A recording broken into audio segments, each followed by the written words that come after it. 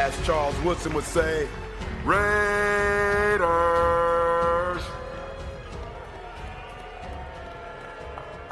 Yeah. Welcome back, everybody, for Raiders Last Call podcast on a Saturday night. As you can see, it's not Chris and Jason and myself. We've got someone else with us tonight. We have Raider Will. Chris is on his way to Vegas right now. He's about 2 hours away from Vegas. He's actually going to the game this weekend. So he called Jason and I up today saying, hey, I can't make it tonight. So I'm thinking something was wrong. And he goes, I'm going to the game tonight. I'm like, oh, sweet shit. So he will not be with us tonight. So we have Will stepping in his place. So as always, I'm 401 Raider Jeff. To my left is Mr. Jason 1st Downs, Raiders1st Downs. And then on my other side is Will from Silver and Black Podcast. So all three of us are streaming to our channels. Chris is streaming to his also. So make sure everybody bops back and forth between the four channels, hits those thumbs, hits those subscription, hit the notification, and we're going to do this. So real quick, let's just hit the chat up, see who's with us tonight. We've got Robert Pena in the house. We've got PNW Mark. We have Frank Webb is with us tonight. What's up, brother? Raider Paul hitting us with the Raiders. Let's give him his little due here. Raiders. All right.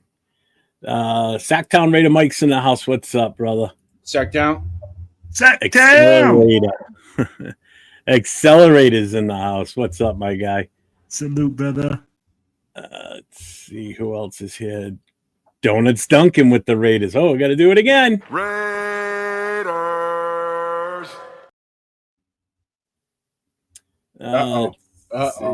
Look who just joined. Our nemesis for the week. Jeff is getting his Raider. What are you doing? Stop doing that. Get out of here. So Richard Schneider's here. Accelerator said I'm getting himself a shield-shaped donut. Chewy's in the house. What's up, Chewy? Geno Max is Chewy. Here with us.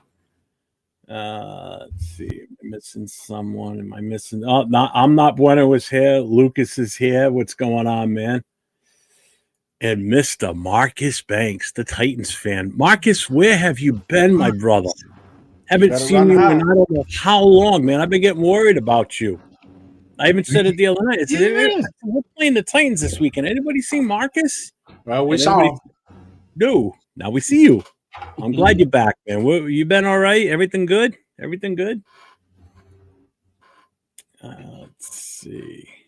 Yeah, see, Bueno even said it. Bro, I was worried about you, my guy. Glad you're okay. Rorschach's in the house. Rorschach, what's happening, brother? What's up, my brother? Let's see. Have you ever had a Raider Shield donut? I think they served them at Allegiant. No, I've never been to Allegiant, so no. They do that like that donut place. There's like a famous donut place. Like it's almost like Voodoo Donuts. Oh, I had no idea. They're pretty good. They're pretty good, man. What's up, Original Surfer Bob? What's up, my brother? I completed my 7-round mock draft for every team. Can I send it to all of you? Yeah, my name, the 401 Raider Jeff. It's the same for Instagram and everything else. So go for it. So Marcus said I was sick and in the hospital for a little while. Oh man, you okay? I'm glad you're back, man. We have missed you. Trust me. I said this a couple of weeks ago, and then it came up again this week. Especially with us playing against your team. I was like, where is he? I figured you'd be popping in, and here you are. Well, I appreciate you being here, man. We missed you big time. Let's see. Who else just popped? Oh, Cool Kev's in the house. What's up, Cool Kev? All right. So we're going to get into this. We're going to do the same format we did last week. So we're going into this weekend. We've got the Titans at 4:05 tomorrow Eastern time in Allegiant. Both teams enter week 6 at 1-4. Brock Bowers is out. Michael Mayer makes his return. Titans rookie QB starts. Both teams, we're both desperate for a turnaround. We know that, right? So we're 1-4. They're 1-4, and both teams need this win badly. So we're just going to jump right into this shit tonight and get this rolling. So, and I have to wear my glasses tonight because the print on this is so small. So with this being said, well, I'm going to start this off with you tonight. Is this game officially a must-win for the Raiders, or are we already past that point for the season? This game is an absolute must-win right now. This team needs to fire the alarms, call the USS, call the Army, call the Navy, call the Marines, call everybody to win this game. I'm going to tell you why, Jeff. At 1-5, 4 teams have made the playoffs. 4 teams. Then after that, 0 teams have won the Super Bowl. 0. So if you want your playoff hopes to still be alive, let's look at 2-4. 2-4, you have 19 teams that have made it to the playoffs. And you have 4 teams that have won the Super Bowl. So if we're looking at still making the play, and right now everybody's like, oh, playoffs and stuff like that. Playoffs are still like a possibility. This team is still young in the season. Still young in the season. Yes, I know, Jeff, I know. But let's be real. It's only 4 losses right now. We have to, It's only 4 losses. Oh. I don't expect this team to make it that far.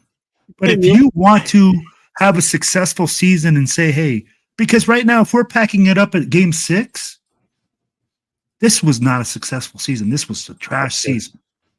And I mean, like, if we're packing it up at game 6, what does that tell your team?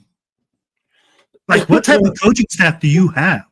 I thought we were here to win, and I thought we were going to win a lot, and I thought we were going to compete. So if you want to compete, if you want to make things happen, yes, this is a must-win game. If you want to keep the playoff hopes and say that this team can still at least have some sort of possibility, yes. So that's why it's a must-win for me, because at the end of the day, like, my goal is always for this team to, be, and I don't want to be like a Debbie Downer. I don't want to be that guy that's just going to say, hey, let's pack it up at game 6. Like, come on, man. At game 6, I'm already calling it a season? Nah, I can't do that. So the competitive guy in me, and I mean, like, if I'm coaching that team, that's the way I'm looking at it. I want to make the playoffs. I want to freaking be on a winning team. So, yes, must win. A lot of people don't agree with you in the chat.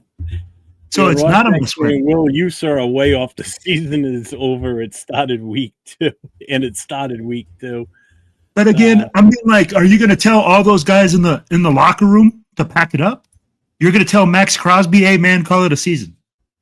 You're not going to tell him that, but I think a lot of players are already in that mindset right now based on what's going on with I think there's just more negativity in that locker room than we know about right now is the big thing. No, I can agree with you. And I'm not trying to tell you, like, hey, but you asked me if it's a must-win. And if it's a must-win for me to, like, save this season, yes. We didn't say, hey, is it a, the season is over and blah, blah, blah. I'll be like, again, I can't look at it like that. I get it. I get what you're saying. So, Jason, do you want to add in on that too? Or no? No? Well, let me ask you this, Jason. What kind of attitude do the Raiders need to bring to get the crowd back on their side? Like, what needs to happen, especially starting this weekend, to get because the fan base is so negative and the morale's down. Nobody's happy right now. What do they need to do, or what kind of attitude do they need to come out with? Well, I can tell you that it's gonna take more than one game to come out. If they come out and beat the pants off the Titans, okay, whatever. All right, we'll be happy. It'll kind of, it's kind of like having a headache or migraine. You take something, the headache kind of goes away, but you can still kind of feel it there. It ain't going to go all the way until we just keep taking the medicine throughout the year and bringing as far as the type of attitude that they need to bring. Look up in the frickin' stands. Look on go on YouTube, go on the internet, and see how passionate we are about that team, and carry the same passion out onto the football field that we carry with us all the time. Because I could tell each and every one of you guys that's got the uniform on tomorrow, in 5 weeks, 5 days, 5 weeks, 5 months, 5 years from now, a lot of you guys ain't even going to be able to represent this shield. It's our shield. We're begging you to go out there and show everybody that our shield means something. Bring the attitude with you. We're going to bring it. Raider fans are going to bring it all the time. That's why we're so upset. And it's like most teams wouldn't have nearly the amount of fans getting on YouTube or streaming or whatever, pounding the table like we do. And it's been 22 years, it's been 22. We had a couple years. We had 2016. I thought we saw the light. 2017, and then 2018, it was just like whatever. And then the Gruden fiasco. I'm fed up with the way they've done shit for the last 15 years, 20 years. Okay. And it's time that they go, look, we just got to just stop with the way we've been doing it, and I was confident at the beginning of the year, much like you two and everybody else in the chat. We were pretty confident at the beginning of the year that we finally had some semblance of respect in the NFL with who we hired, how we built our front office, how we went out and got Tom Brady to come in and be a part owner of the team. So we had a little bit, maybe commanded a little bit more respect in the NFL. Financially now, we're not the poorest team in the NFL no more. So it just, at the beginning of the year, it just felt like, okay, I kind of feel that 1999 vibe. In 1999, you kind of feel that this team was going to start doing something. Even though we were 7-8 going into that game against Kansas City, after that Kansas City game, it took off the next year in 2000, 2001, 2002, and then 2003 went boop. And not realizing that Coach Davis had sold our soul to the devil to try and win a Super Bowl with the salary cap and all his finances. I think we're still paying on loans that we took out to pay those players back then. Marcus, I don't know if you were here when I said earlier, Chris isn't here tonight. He's actually in a car on his way to Vegas for the game this weekend. So this is his first time going to Allegiant, which I didn't know. I thought he had already been there before. So he's about an hour, 2 hours outside of Vegas right now on his way there. So he will be at the game tomorrow. 8:05, Chris for Raiders will be there tomorrow. So just to let you know, look for him. Just look for the black bald guy walking around with a cane. He said he's gonna meet you in J-Lot. Yeah. And Robert Pena, thank you, brother, for posting everybody's links in the chat. I appreciate that, man. Thanks, Pena. Thank you, sir. That's what a moderator is supposed to do, and I appreciate that. Yep, keep the riffraff out. Accelerator says, yep, a victory over the Titans is just going to help us quiet for a while. True. Kenny is saying it's definitely a must win. I think in order for us to save some face in this league, especially the fact that we got to go up against the Chiefs next week, because if the Chiefs lose this weekend, there's a good chance that we're going in against the Chiefs, and it's the battle for who's going to be dead last in our division, because we could totally flip-flop it. If we beat the Chiefs and we're ahead of them by one game going into the bye week after that, it's going to make us feel good if we can pull 2 wins in a row, especially one against the Chiefs.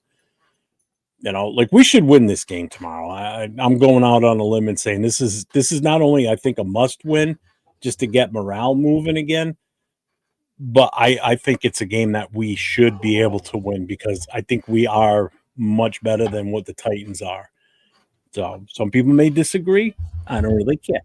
That's my thought. Let's see. We need to load the team up with a bunch of scatter posts. Yeah, that kid's on fire, man. Just as John Raiders, man, we need to fire Pete and bring Joe Brady. We're all done with old head Pete and getting washed QBs. Time to go young and do what other teams. No. I can't agree with that one. I mean, firing coaches every other year is just not a good. It's not good for the team. It's not good for the players. It's horrible for the fan base. Yeah, that makes no sense. Yeah, I can't agree with that take. Sorry. I mean, it's your opinion. I get it, but I can't agree with it. I respect it, but there is a lot of people out there clamoring for Pete Carroll to get fired. It's like we're 5 games into the season, and we're already talking about getting rid of. I knew that was going to happen if we were in this position. That's what's funny. It's like, come on, man. We've been firing, everybody, and it's not working. It's obviously not the solution. Nope. I'm just trying to make sure I didn't miss anything with the chat. Gio says, in 22 years, only 2 double-digit win seasons and 4 seasons above 500. It's easy to remember that all on one hand. Yeah, and it's true. The last 20 years has been actually absolutely abysmal. We've got a losing record for 20 years, and we're right back in that same situation right now. Donut says, if we lose tomorrow, we have a fire sale of players. That I could see us doing. Like some teams, when they know that they're out of the playoff picture, they start gearing up for next season by unloading players. I think we're going to get to that point. Hold on. Max Crosby is the only commodity on this team right now that you're going to get anything worth of value to build in your draft for next year. That's plain and simple. Maybe Jakobi for like a 5th or 6th round. Or actually, it'd probably be a 6th round and swap 7th round picks. For who? Jakobi? I think you could probably get a 3rd or 4th for him. But Max is going to give you your highest value. There ain't nobody else on this team that's going to give you any higher value. Yeah, Max Brock ain't going anywhere. Brock would be the only other one that would give you any great return on trading him away. But you're not going to let him go. Absolutely not. Max is worth 3 top 50 picks. Easy. And that's the other thing, too. If we were to trade, you also got to look at who we possibly could trade with, too. Do you want to trade a buyer? Dude, everybody is a buyer. When it comes to Max Crosby, but you want to trade him away to somebody that's got a lower pick, so you get 2 early first-round picks. You don't want to have, like, say it's the 49ers, and say they make it to the NFC Championship. Now you're picking later in the first round, but still, it's still a top 32 pick. But yeah, every person is. I get it. The Jets looking for a lot more than that. Yeah, 805. I'll let him know that too about J-Lot. Let's see. Man, I am way behind on the chat.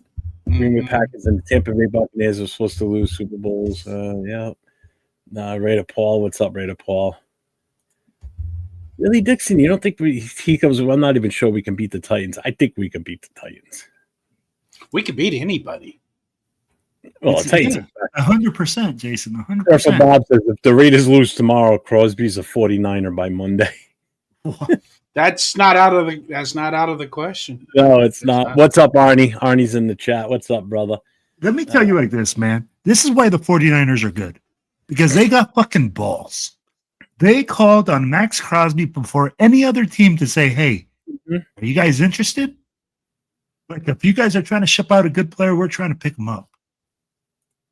Like, tell me when's the last time you heard our team calling a team before the player is even available to be like, hey. You got to be in position to start. You got to be in the position to where when you acquire that player, it's going to benefit us. But when you're 1-5 or 2-6, what good does it do to acquire a player and give up draft capital when you know you're going to need that draft capital? No. I agree with you. But that's why I didn't want Micah Parsons. I knew it was going to be 3 high picks, and everybody's like, "Oh, with him and Max." I'm like, we need more than Micah. Jason, tell me the last time the Raiders have even tried to court a player of that quality. Devontae Adams. Oh, that's right. Well, real quick, we got Is that fresh in your mind? That just happened yesterday. Look what it's doing today. Now, let me ask you this. Was that a product of us not having a good system for him? Or was it because, like, what was the I feel like we weren't ready for him. I feel like that was a total McDaniel shit show. We're not ready for anybody that's good. Understand that, first of all.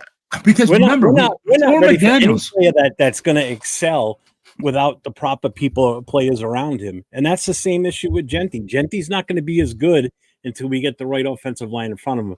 But with that being said, real quick, we got a super chat here from A Priest, $2 super chat. Thank you, Father. Me and my colleagues are aware of the Raider curse. Can you do something to take the curse off of us? Like, how many Hail Marys? What sagebrush we need? Actually, can you do me a favor, Priest?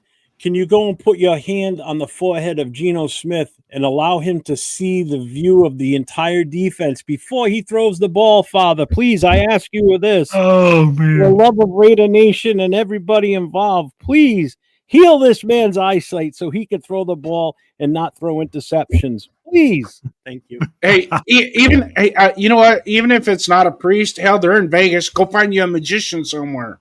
He said, go find you a magician. Good Lord. I know David Copperfield still has a residency there. Go get his ass. Now you see it, now you don't. You're a magician. Find What's somebody. up, Rebel? Rebel says if Crosby goes anywhere, it's to the Cowgirls. They have the most draft capital, and he's from Texas, and they need a defensive end drastically if they're going to compete. I'll tell you, the other team that I think he'd be a shoo-in for, too, is Detroit. Don't forget Detroit, too. Yeah. I don't think Detroit's out of the question, and that's one of those that, hey, you want to go to Detroit? And he'd probably go, yeah, I would go. So Kenny says, I predicted on my podcast, Raiders win 33-17, make a damn statement. We will punt only one time tomorrow and 0 turnovers, pipe dream, but I'm a dreamer. And I've been calling us when we've been doing predictions, which we're going to do tonight later on, and we're going to ask the chat when we get to it. I've been predicting us 30-21 in all our games this season because I think we have the capability of scoring 30 points, but we just aren't there yet. So until we score 30 points, I'm going with that prediction of 30-21 every freaking week. So, Kenny, I agree with you. James Firpo's in the house. We got to do this for my guy, Firpo. Raiders.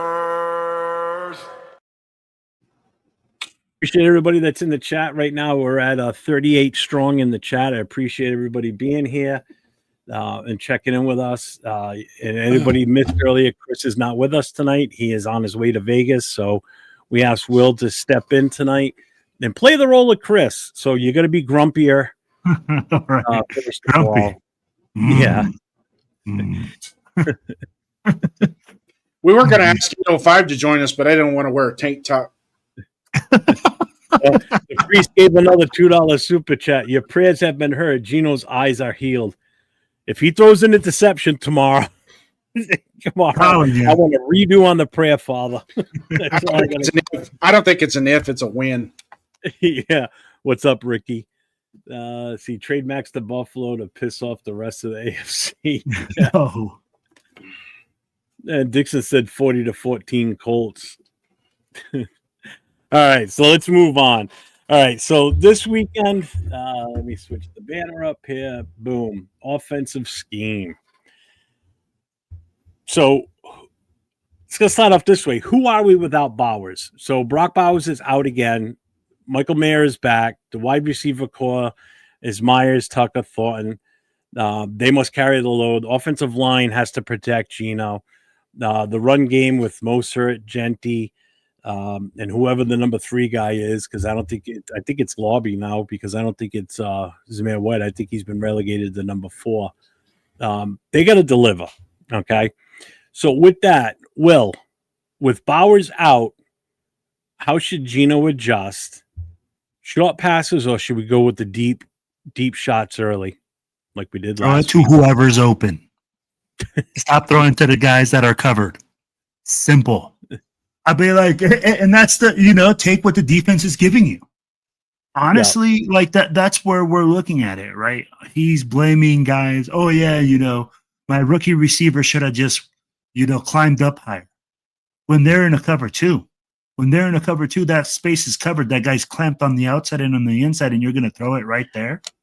When you got a guy running right up the sideline, that's a weakness of a cover 2 defense, is up the sidelines in the middle of the field, and you're going to make that type of throw. I'll be like, honestly, he's made a lot of throws. He has to have eye discipline.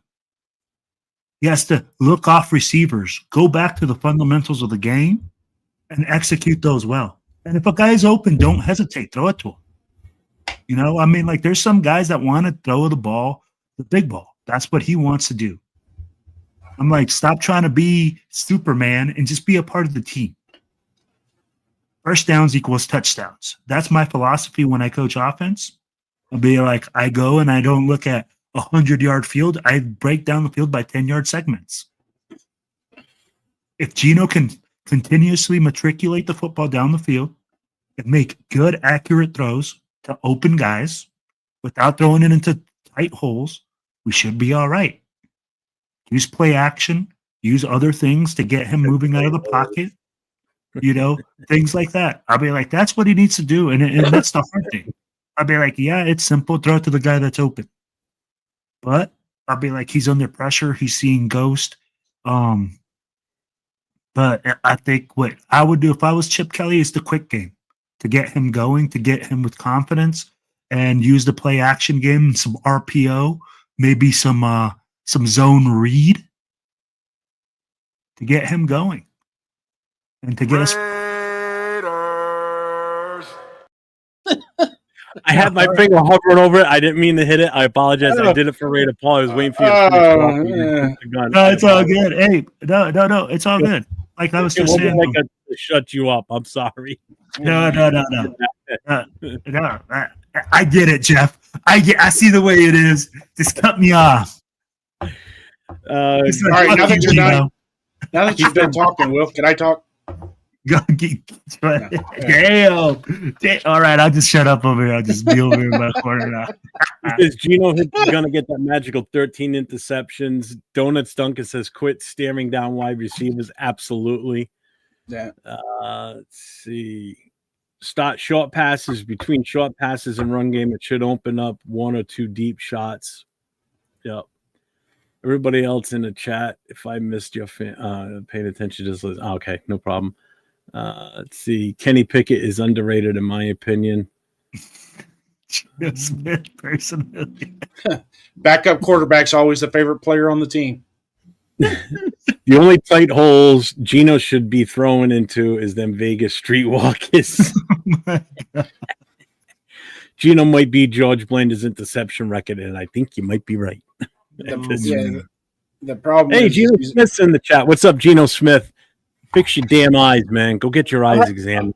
That's the whitest Geno Smith I've ever seen. Right? It's Chip Kelly's picture. That's probably why. First, blame the rookies for my interceptions this year. Heard that, Jason. Got my tank top clean and pressed for the tailgate tomorrow. Don't care what it is. Boom. Welcome to the gun show. Yep. Well, leading with that, then. So this goes to Jason now. How much trust do you have in Michael Mayer to be in those key spots that Bowers would be in, or do we have to shift focus to getting the ball to to Jakobi Meyers and Tucker? Different type of tight end. They're both. Don't get me wrong; they're both really good tight ends. What's up, Coach? Bowers just has a different athleticism to him. Meyers is going to be a little bit more.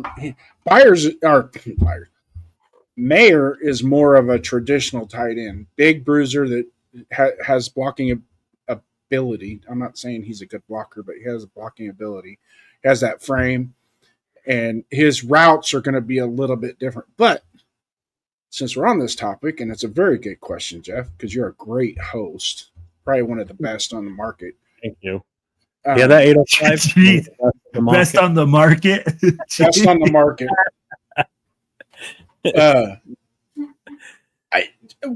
One of the keys to the game tomorrow is Mayer is going to be healthy. Mm-hmm. use him. Use him. You know, if he's got to do a stick route or a quick comeback or, you know, something to that effect, or even an ISO type screen on the outside, get him involved in the game. Okay. As soon as possible, because it's going to take a lot of pressure off of Genty. You get him involved, then Tucker will probably open up a little bit more. I'm starting to think Thornton probably needs to go sit on the bench and just play special teams for a little while. And maybe throw Jack Betch out there and let him get some run. Because really neither one of them are doing what we thought they would be doing. But I'm going to get back to Mayer because it's where we were to begin with. Then we got to get Mayer involved. Got to get him involved. Because so basically, you're saying yes to the question I asked you. Then, do you trust him in those key spots? Yeah, I think he's a top 10 tight end in this league. There's 20 other teams in this league that would love to have Michael Mayer on their team. But the reason I'm asking you that question is because a lot of people don't feel that way with Michael Mayer. They feel as though he's not. Well, let's put it this way: he's definitely not Brock Bowers. We all know that. Nobody's delusional in that manner. No, but a lot of people don't have a lot of faith in Michael Mayer. You know, like they probably should have. But again, we haven't used him.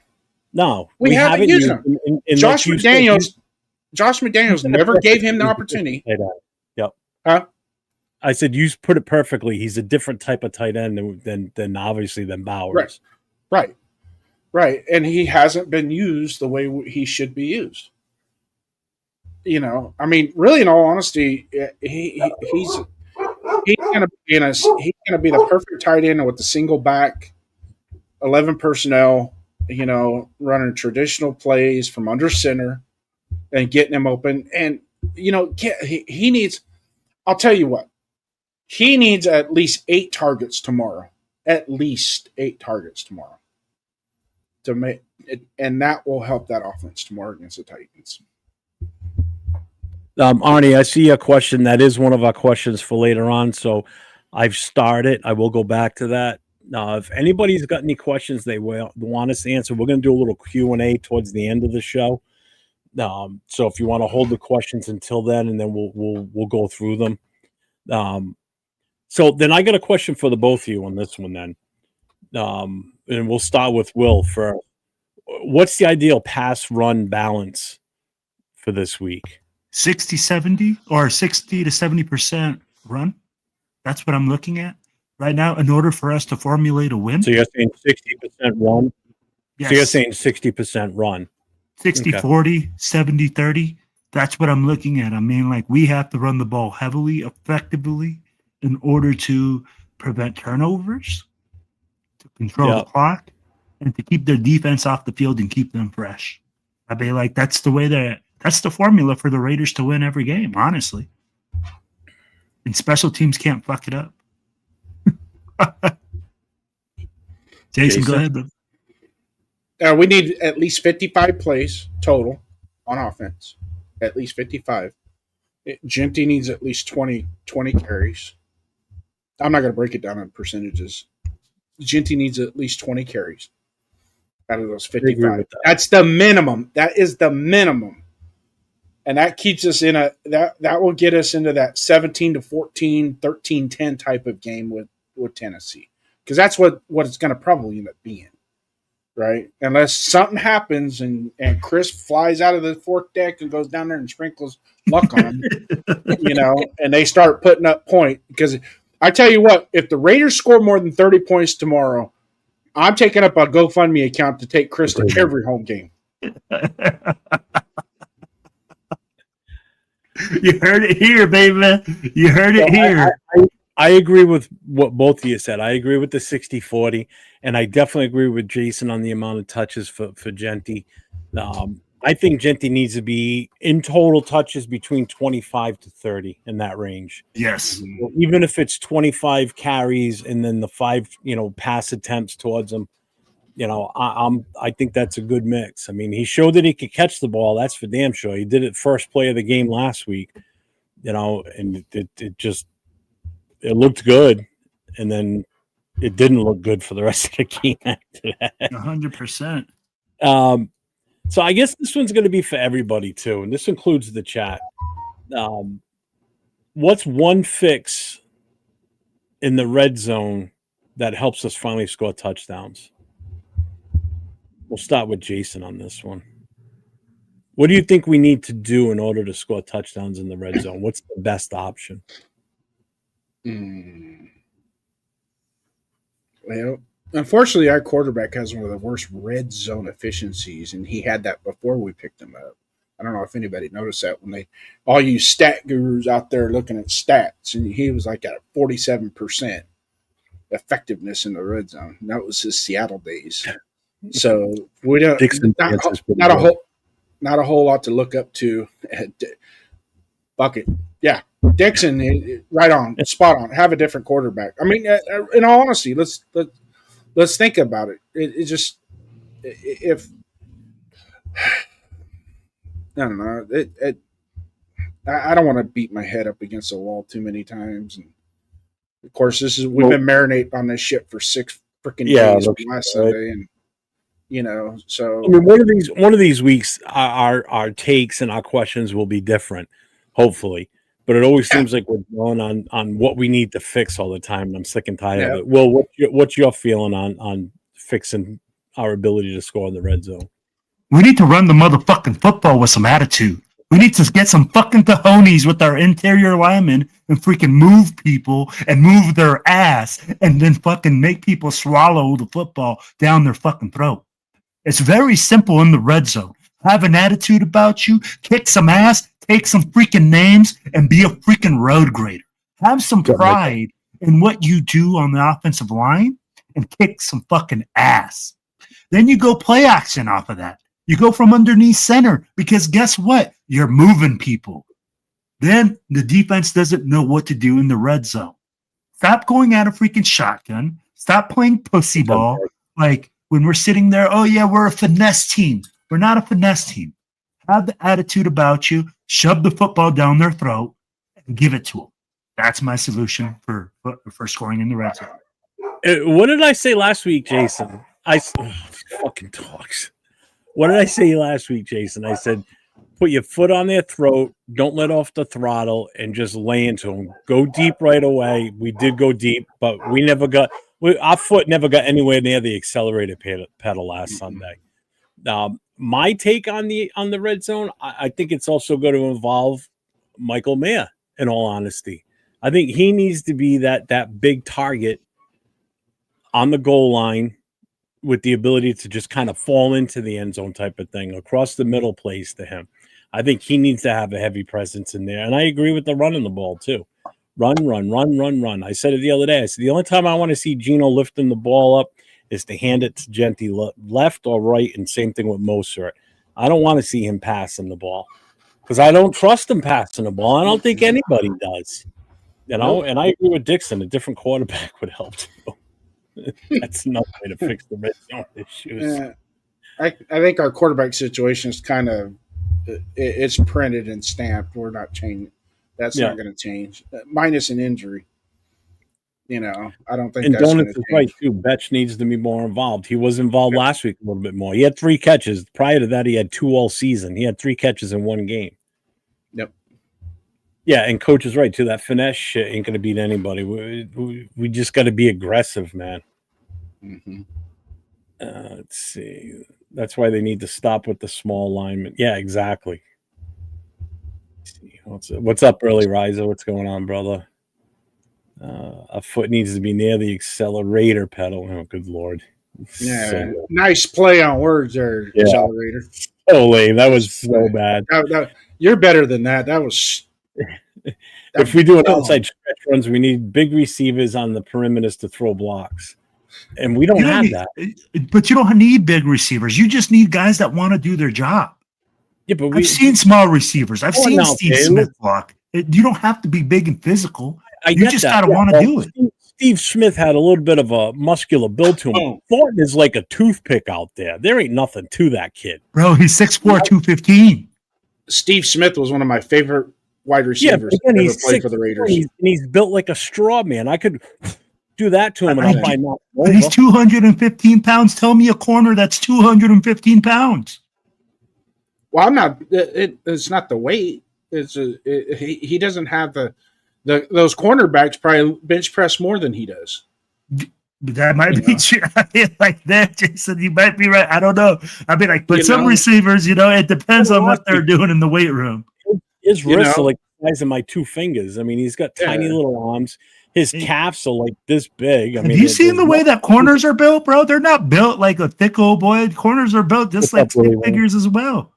You got to be a flyer, man. You got to be able to 172, 195. I'd be like, that's what his corner weight is. What 172, right in there. Some of the best cornerbacks were 210, 215. So, hold on. Raider Nation 510 says Trey Tucker and Kobe shouldn't be in the red zone. Trey Tucker is the only one that's been scoring for us as a receiver. Granted, two of them were kind of garbage time. I mean, Will and I saw a touchdown right in front of us at the Patriots game. I mean, this is why he's saying that, Jeff. It's because it's the height. When you get down in the red zone, you need taller, bigger bodies. Small. Yeah, all right. I can see that. That's why he's saying. That's why he's saying when you get down in the you remember Andre Holmes. We had Andre Holmes and Crabtree. You had that height, that size to box out because just like Will was saying, these cornerbacks are like 6 foot, 185 pounds or whatever. Well, put that receiver out there that's 6'4", 225 that can actually box out. Dante Thornton, he can't play basketball down in the paint. He's got to play out in the 3-point. No, that has to be taught. Yeah, he got no muscle. He got no ass, as 805 would say. Even if you just box out, I'd be like, even if you just boxed out like in basketball, but he doesn't. They're not taught. He doesn't. Yeah, he doesn't. Marcus Banks on his membership for 3 months. He says it's great to be back, Raider Nation. We missed you, man. I'm glad you're back, and I'm glad you're healthy and you're doing well. So, appreciate my second favorite Titans fan. He said my second favorite. Yeah. Thanks, Mike. I appreciate that too, brother. Sacktown. Where are we? Why would they try shorter at tight end? Dude is big enough to catch jump balls and throw blocks. Yeah. You guys need a good third down. You guys need a good third down offense in order to have a good red zone offense, and not third down offense. Yeah, it's true. Our efficiency. Third down efficiency is horrible. Horrible. And that's where an athletic quarterback comes in handy too, because you do a naked bootleg or a rollout, a fake handoff rollout, and you get out on the outside to isolate that defender. That defender's got to go either I tackle the quarterback or I drop back to cover the receiver type situation. Yeah. But Geno's athletic. That's the thing. Geno has some sort of athleticism, and we're not using it. This is where I'm like, man, how did the Commanders come in running zone read and whoop the dog shit out of us? Running zone read, basically, with Marcus Mariota, going back to Chip Kelly's old college playbook. Yeah. We can't do none of that. Yeah. It makes no sense to me. So, moving on to the next segment. We're only on segment 2. Jesus Christ. Yeah. So we all know that Cam Ward is supposedly mobile. This came up on Wednesday night. It came up last night. Leo brought it up in the chat, saying that Cam Ward's a mobile quarterback. Well, I went and looked it up. He's not as mobile as you think he is. He's got like 13 carries for like 36 yards on the season. That's not mobile. This past game that the Titans played, he had negative 6 yards rushing. All right. So he's not as mobile. He might have been mobile in college, but not in the pros. He's not. So he hasn't done it yet. Yeah. So no. Can we say it like this though? Hold on. I got questions for you. Don't jump ahead, Johnny. Jump ahead. Jump ahead. No, because you were talking about his mobility, but I mean, I know we're getting to that. That's the whole point of it. Even with his the sunglasses are on. And his talent, the Titans offense still runs through Pollard, Spears, and obviously Ridley and Lockett. Jason, do you blitz early or do you play contain to force him to to read? Because he is still a rookie. Does he still fully read defenses the right way? That's a good question. That's a very good question. That's why I asked you. No, he does. He still kind of had a difficult time reading an NFL defense. So, I mean, you live and die by the blitz. If you're going to get blitz heavy with them, there's coaches on the other side that can figure out, okay, we're just going to put them in a different situation where, because we're going to be forced to go man over if we start blitzing. And what's that going to do? It's going to leave Caillou Blue Kelly one-on-one man coverage with Calvin Ridley. Ugh. You know what I mean? I could throw it fucking left-handed with my left arm underhanded and get it to him in that situation. So you live and die by the sword. If you send that 5 and 6 up the gut, they better get home. Mm-hmm. Better get home, because that kid he's still talented, and he's shown flashes this year. But we're the Raiders, and usually what happens when people play the Raiders, they kind of get their shit together and play right. So as far as I'm not a real big fan of the blitz per se. I mean, I'm okay with the fifth man delay every once in a while, just kind of keep that offensive line honest. But it's you got to get 4-man pressures, especially when you got Max Crosby. If you can't get 4-man pressure with Max Crosby, then fuck it. Just let him do his thing. Let Cam Ward just do his thing. So we got a message from segment number 3, which is the next segment. When are you slowpokes going to finally get to me? Your viewers can't stay awake all night.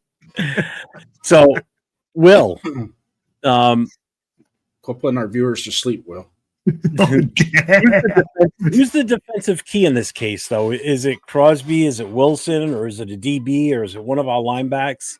The one game record we have is Max Crosby. Yeah. Max Crosby is our big X factor. If he has a great game, provides pressure, just like Jason was saying, without us having a blitz, then we're going to have the ability to sit back, confuse a young quarterback with disguised coverages, with a lot more things, guys in the second, or covering up more space, in the secondary. So, I mean, honestly, Max Crosby has to have a hell of a game. He has to be the guy that isn't getting fooled on zone reads. I mean, he has to play disciplined and has to be big-time plays. We have to get turnovers this game. Turnovers are a must. Whoever wins the turnover battle will win this game. And I think Max Crosby is a big part of that. Well, this is a question for both of you then on this point.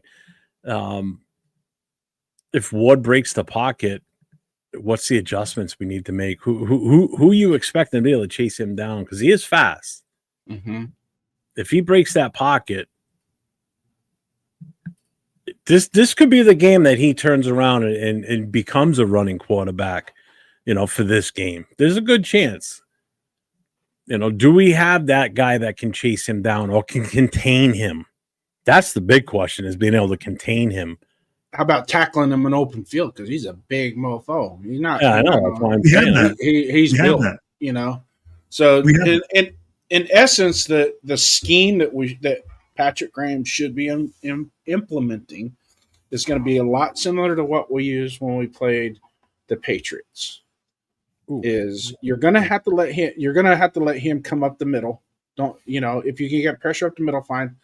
But give him a false read to where he thinks he could take off, and then one of the two linebackers have to come up and close and limit him to either a negative yardage or minimal positive yardage.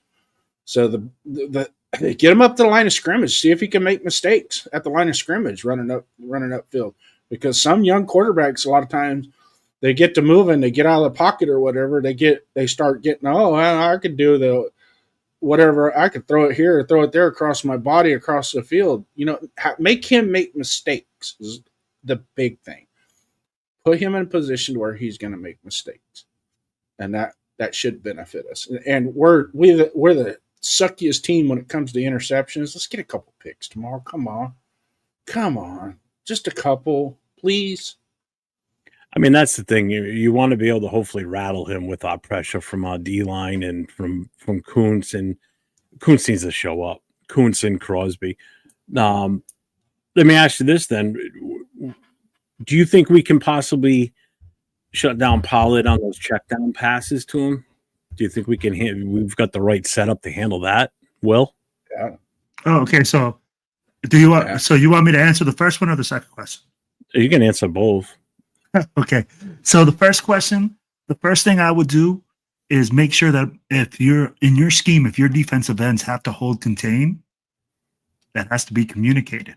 And you have to let them know, hey, you have to keep the contain. Now, if he keeps busting contain and getting outside the pocket, put a spy on him. It's very simple. Spy him. Put an app, and we have Jamal Adams, who can absolutely pursue that dude from sideline to sideline, can make tackles in the open space and do what he needs to do. With Pollard in the check down situation, right? That's where you have to confuse the quarterback with your coverage. You got to run some cover 2, got to run some cover 3, some man to man, some mixed coverages, and you have to disguise it. Stop being so plain Jane and start being a little bit more aggressive. I'll be like, yeah, we have to rattle Cam. Once he gets rattled, then you'll see erratic throws just like every other rookie quarterback. He'll start using his feet more. He'll start trying to run more out of the pocket because that's what he wants to do in order to secure first downs. That's when you start spying him. You start using different defensive tactics in order to take away things. We are not taking away anything. We're giving every single team anything they want. Patrick Graham has to decide what he wants to take away, and he has to live with it and come up with a game plan for, hey, if he's concerned about not being able to contain him, then you better have a game plan for it, and you better have a spy, and you have the guys to do it. Accelerator. He may be on one of the other 2 or 3 channels. That's probably why, because there's other channels combined in here. So there's 4 channels that have a chat. So it's mine, Jason's, Will's, and Chris. Chris's channel's up too. So that might be why. We don't have many defensive tactics at our disposal. We really don't. But here's the thing. We do have, like any defensive tactic you have, you have defensive tactics. You can move things. I mean, like in any defense, you can shift guys around. You can look at things. But the thing is, we don't have any defensive creativity right now. We're not bringing any pressure. We're playing soft coverage. Mm-hmm. We're playing too scared. Mm-hmm. And that's the thing. When you play scared, you play cushion coverage. You give up, hey, on 3rd and 18, you give up first downs. We got to live by the sword and die by the sword. We're not a bend, don't break defense. We are a live by the sword, die by the sword defense. We got to either get it or we're going to get crushed. So I guess we move on to segment 3. Segment 3, if you're still in the chat, here you go, buddy. You're up. Yeah. So now we're getting into the X factors and more of the matchups. And again, there's always those players that each team has, those swing players that decide who's going to be the X factor in this. So we're going to go with Will first. Who's our offensive X factor? Who makes the difference for us this interior week? Offensive line will make the difference this week. I don't have one. I'm going with the interior offensive line as a group. Okay. Because they have Justin Simmons. I'll give you that. I can give you that. Justin Simmons is lined up across the way. He is the Titans' freaking biggest machine, and he can wreck our game from the inside out. If the inside 3 dominate and are able to move people off the ball, that means we're running the football. That means we're being successful. So that's why they're my X factor. So I'll go with for one main guy, it's going to be JPJ. So let me just bring up Arnie's question. Who is the X factor on offense and defense with Brock out and cutting Pratt? So you're saying the offensive line. Jason, what would you pick for the offense? X factor. I'm gonna piggyback off of him. Our run game. Our run game has to be the X factor tomorrow because I know, and the 50 other million people know that we ain't gonna get it done with the right arm of Geno Smith. Okay, we're at that point now and in the season that we're just gonna have to showcase Genty, bring in Mozart as a backup cleanup hitter type player, and just start getting downhill, and hopefully, because I don't know, watching JPJ play, he loves to go downhill and hit people. He likes to get downhill and hit people. Let's take advantage of it. Let's get downhill. Let's hit people. I even saw Parham last week on occasion knock people off the ball, and it was impressive. I was like, okay, we got to continue to do that. They must have been looking the other way then, because that game was not. They were either looking the other way or it was a cheap shot and he hit them off balance or something. That's the way I could see him. No, he actually had a couple of really good drive blocks. He had one that Genty only got about a 3-4 yard gain, but that was more Genty's fault because Parham had the guy off the ball and the guy was looking in the backfield and he just guessed where Genty was going and made the tackle. Yeah. Had he guessed wrong, Genty would still be running. So Gio says X factor on offense. He's got Michael Mayer. Okay. Dixon Titus is Genty.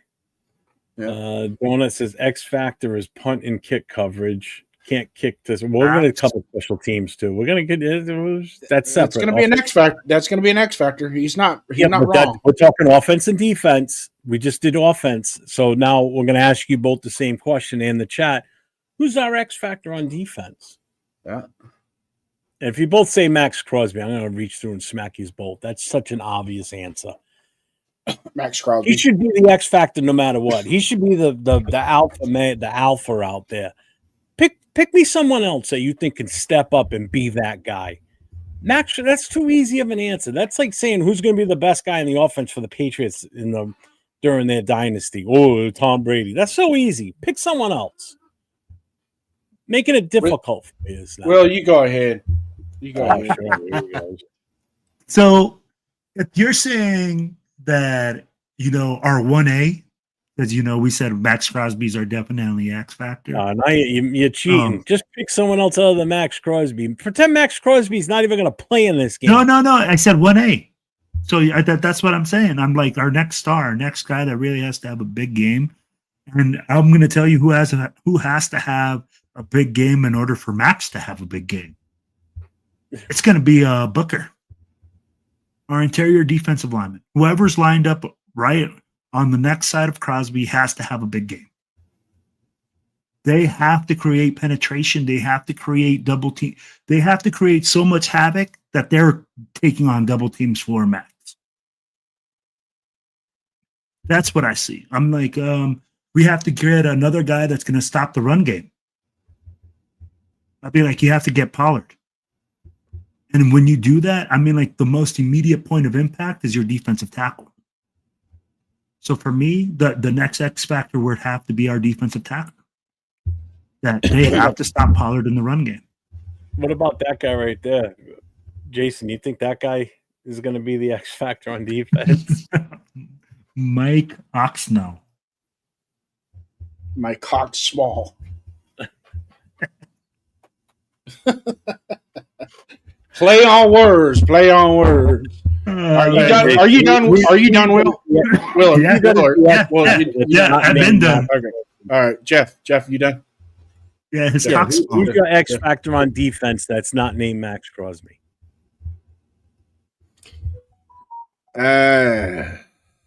It's tough.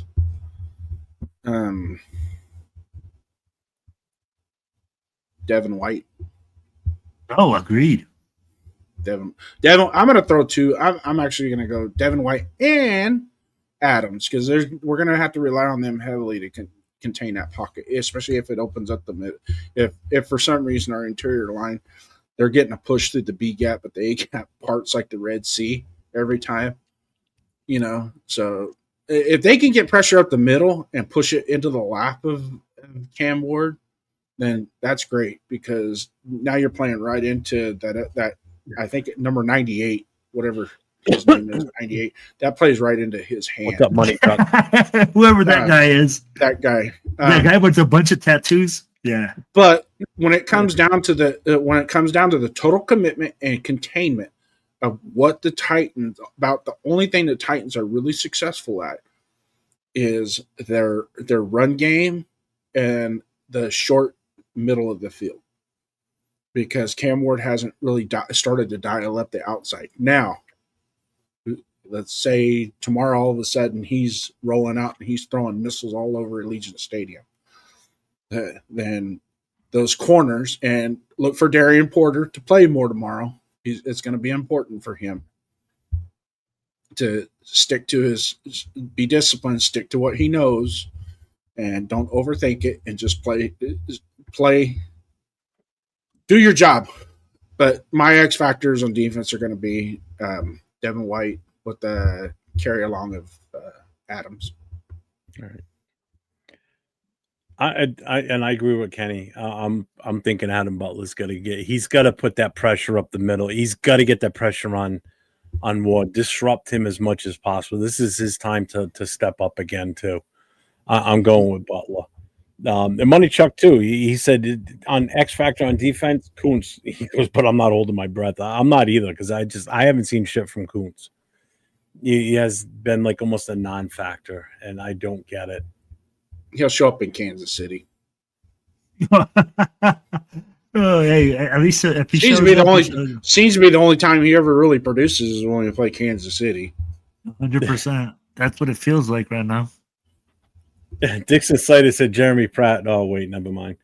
I'm not bueno. Said Blue Kelly needs to step up. Yep. Accelerated said X Factor is going to be Jason Down. His cheering or booing will make the difference. 1,000%. You're killing me, Accelerator. You're killing me. Darian Porter is playing well and goes unnoticed. Yep, 100%. Yep. DKim is healthy too now. Let him get some run. Yeah, true. Got to get him in the mix somehow. Yep. Keeping with this theme with the factors and matchups, the Titans' threat that scares you both the most, is it Simmons, Ridley, or Pollard? Jason, you can go first, as though you put your finger up. Finally, I'm gonna go first. Fucking wheel. You're not first or last, fucker.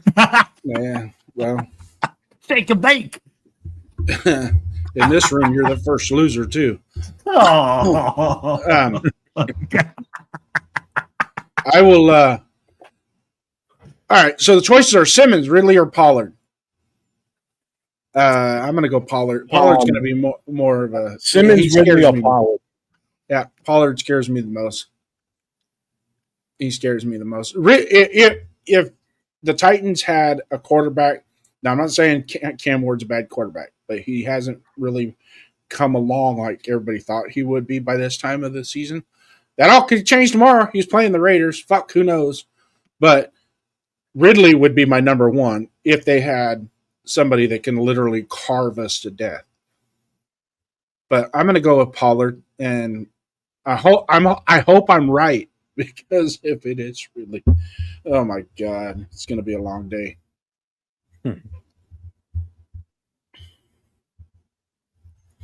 Will, your turn. Yeah. I already said it before, man. The Titans really have one game record. Pollard is a great running back, but he's not the biggest X factor on that team. Who? Because, for me, it's Simmons. Up front. You can't take care of him, bro. We can't do anything. I'll be like, think about it. What's the quickest way to the quarterback? through Meredith. Bro. So I'll be like, hey, and right now where's our weakest spot? Where's the weakest spot on the whole team? Nah. Where's their biggest, baddest? Just big, sexy mamba jamma ready to kill people right at that spot. So, yeah, that's where I'm looking at it, man. That's why it scares me to death. I'll be like, honestly, if you collapse the pocket from the inside out, Geno Smith is going to be in a world of hurt. I don't care what Genty does. I'll be like, if you're meeting him at the point of impact when you're running the football, I'm like, it's game over. So who is? Huh? No, I'm just looking at something here because somebody said A Minor. Luminor? No, A Minor, whatever. I am Minor. I think that's not. Hey, don't specify. I've seen this kid. What's his specific position? He's wide receiver. Yeah, I know. Slot X Y. Oh, I don't know. They just list him on the depth chart as wide receiver. I'm not privy to all the comings and goings of the Tennessee Titans. His comings and goings. He's athletic. It's funny that Dixon says this. Watch us be Cam Ward's get right game, and then bang, next chat message is Money saying, I think Ward uses his legs tomorrow, runs for 60 yards. And he very well could against us. That's a definite. And you know how I see it happening? When Max takes that wide outside swing to get to the quarterback, and then he decides that I'm going to cut it inside between my tackle and my guard because Max is getting pushed all the way out running a marathon to get to me, and I'm just going to cut it right between them two, and I'm going to blast for like 10, 15 yards or plus at a shot. And I think that's how he does it. So Bill M says the X factor of this game should be Raheem Mostert. Could be. Yeah. My question, who's going to fuck up? Can I answer this question? Can I answer that question? What, the fuck up one? Yeah. Who's going to fuck the equipment manager for handing out all the jerseys and helmets. That's who's going to fuck up. What's up, Diesel? Welcome in, brother. Welcome in. So, again, we've been on for an hour now. I appreciate everybody sticking in here with us. We're at 35 strong in the chat still. Make sure you guys get over to each channel, hit that like, hit the subscribe, hit the notifications. We've got Jason's channel, which is Raiders1st Downs. Then you've got me. I'm 401 Raider Jeff. Next to me is Raider Will. His channel is Silver and Black Podcast. Chris 4 Raiders is not here with us tonight, but he is streaming for his channel. It's Chris 4 Raiders. He's actually in a car on his way to Vegas. He should pretty much almost be there by now. He did pop in real quick before we started the show tonight from the car he was riding in. So he's got a handful. He's going to Allegiant for his first time, so he's excited. So he's probably listening to this show, and it's got a handful of blue pills right now on the strip, looking to score. Radiation 510 says should Parham or JPJ at center? No and no. JPJ is right where he should be at this point. Don't put him at center. I think he's better at guard for sure. That he's where he needs to be. Yeah, it's the Titans. It's their rookie wide receiver, A Minor. Yeah. I knew who he was talking about. You obviously didn't. Yeah. Deal said it's time to get hyped up. That's why you're the superstar. He's an outside wide receiver, and he's from Stanford, and he is very fast. Yeah, I remember when he played at Stanford. But What's up with the people? Moved him inside to slot or not.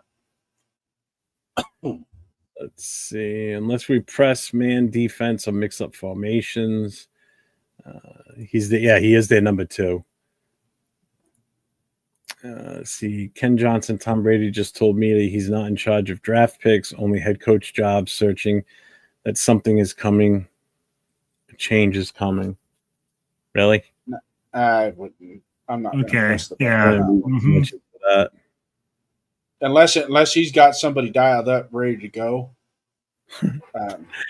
Well, if Chris jumps on the field and goes streaking, it's going to be the slowest streaker in the history of the NFL because he walks with a cane, so it ain't going to be that much of a streak. It's going to be more like a.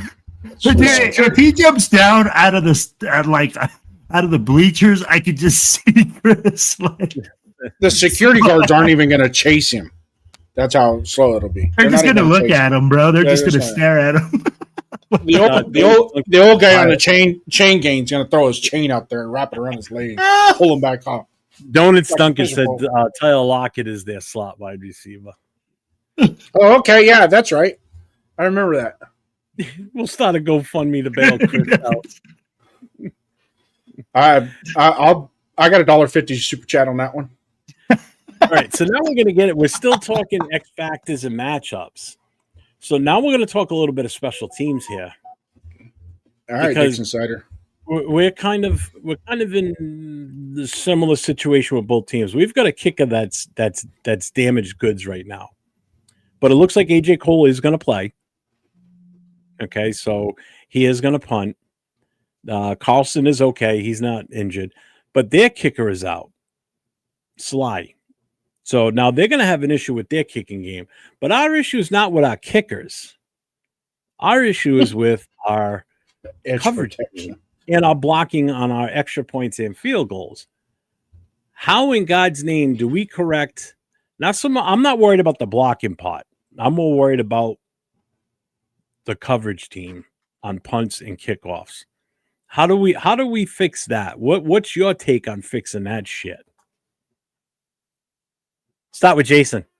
All right. Kick the fucking ball out of bounds. Don't let 17 run it back on a punt return. Because most likely you're going to outkick the damn coverage. He's going to be fielding the ball and be 10 yards upfield before our gunners can even get to him. So just kick it out of bounds. A 50-yard punt out of bounds or a 45-yard punt out of bounds is just as good as anything else. You take that aspect of their game, what they're good at, take that away from them. All right. Now let's get to I'm going to go to the kicking game because this is special teams, right? I'm going to go to the kicking game. So our punt block, right? Our punt block and extra point block has been shitty, right? Okay. What is the common denominator of why it hasn't been good since the Washington game or Chicago and then last week? Just because that right side is usually manned by Meyers on the block or the punt team and the field goal team. I thought it was the left side where the penetration came from. It was right. No, it's the right side. Well, our right side. Yeah, I thought it was our left side. I thought it was on the left tackle side. No, you watch that pump block last week. You watched number 80 on the right side. That on the outside, he's got the outside leverage, and he just whiffed. I think that Ian Thomas. He just whiffed. It was a look out. That's all he could do was yell look out. Sure, he'd just get the old ole. Yeah. So you're saying the main reason is because Meyers wasn't out there. So you think that will change this week because he'll be back out there. But is he going to be out there, though? Yeah. Because he's the number one tight end now. You wouldn't put Brock Bowers out there, so you're going to put him out there with the chance of him to get injured again on punt and kickoffs? I mean, field goals? I don't know. I mean, you're trying to win a game, right? Yeah. And we've had problems on the right side of our special teams. Now, would I put him out? Now, I don't know if you guys have noticed this, but Max has actually been on pump block a few times. No, I haven't. You haven't noticed that? I noticed that. Yeah, he's probably got about it. Like when we're receiving the punts? Yeah. So they put him in when they want to go pump block or light pump block or medium pump block, where they're going to not send everybody, but they want to send somebody. You'll see him out there, and he's right in the middle, lined up between the guard and tackle. Huh? You know why? Yeah, because he's got like a 55-foot wingspan. Thank you. Yeah. So he can jump too. So you add the height to that now too on top of that. So yeah, that's definitely why. You know your Raider history. Who was one of the all-time greatest at blocking extra points on field goals? That was a Raider. Ted Hendricks. Thank you. Yeah. And what did he have? He had a 54-foot wingspan. Yeah, he was like 6'7". He was a monster. Yeah. He was tall as shit. I stood next to him. I got a picture of him and I together, and I look up at him, and I'm 6 feet. I was like, holy shit. Yeah. So I'm 6. Yeah. So anyways, bottom line, if we have to play him out there, then it's going to be one of those deals. Is like you guys need to get down there and tackle so he doesn't have to. Okay, but we need him to help block because we're pretty limited on the people that are good enough to block.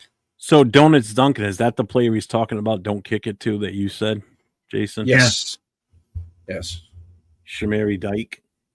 It's just funny. I love that name. I think it's Jamuri, yeah. So are you done, Jason? No. I still got another hour. Go ahead, Will. I'm telling him he's done. Go ahead, Will.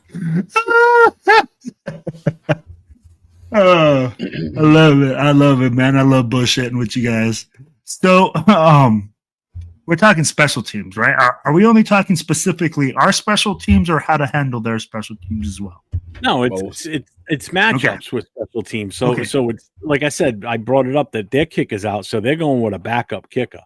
So with their kicker, or like the way that we handled that is to try to get them into long distance field goal situations, but time consuming that makes it uncomfortable for the kicker to come out there and get a kick, right? That's the real goal there, to put him in those pressure situations.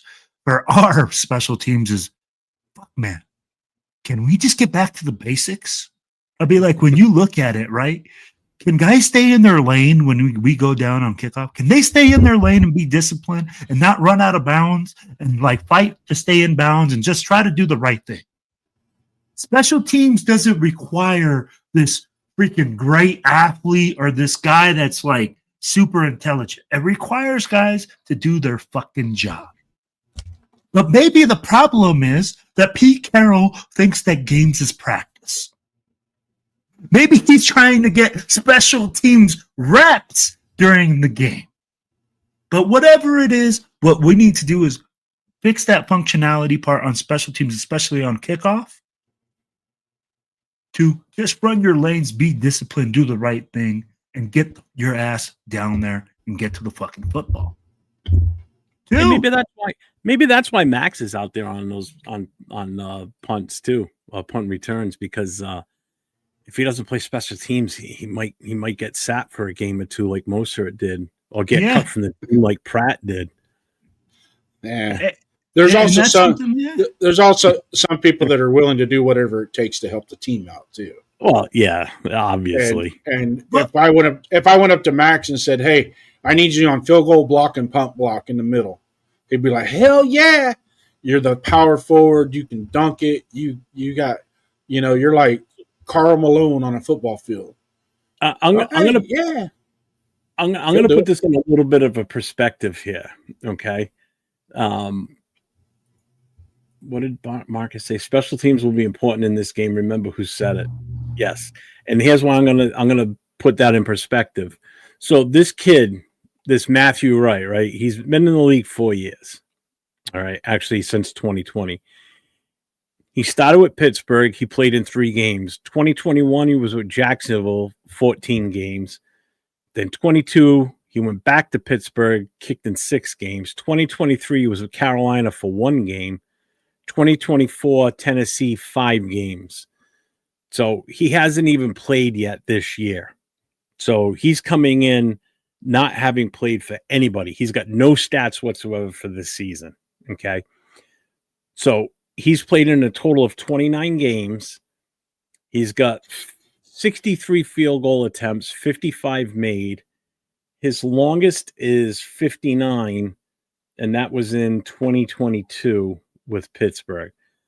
So he's not obviously that good because he's obviously a journeyman, or he's a filler for teams that have a kicker out. And in this case, Tennessee has a kicker that's hurt because he's got a calf injury. So they brought him in because they're familiar with him because they had him before. So this guy could technically be rusty. He hasn't been in game time situation at all this season. So that could be a bigger factor than you think. And that's why Marcus is saying this. It'll be important this game. I think there's a chance that we could take advantage of this.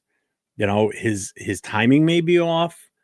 He's not going to have that time with the snap, the long snapper and the holder, because everybody knows, anybody that knows anything about football, that holder and that long snapper are so important to who's kicking that ball that if one of them fuck up, it's over. The play's not going to happen. If the holder doesn't get the laces in the right direction, if the long snap is a little bit off on his snap, this is a guy that hasn't played at all this year. So timing is everything, just like early Riser just said. So this could be a factor. This could actually work in our favor, obviously. So this would be interesting to see what happens with the kicking game.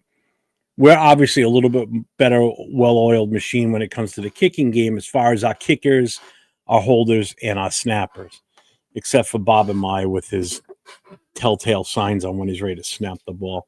What's up, Shot Key? Good to see you here, brother. We can start calling him Pete Careful because he's being careful to a fault. So, yeah, I think the kicking game could be a big deal. So we're going to move on to the next segment now. So it's discipline, coaching, and momentum.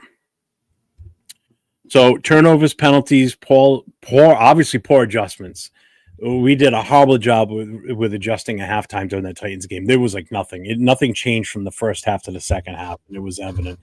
They've haunted us. Pete and Chip, they need to answer for this, basically. So, Jason, I'm going to go with you on this one. How much is coaching versus player execution?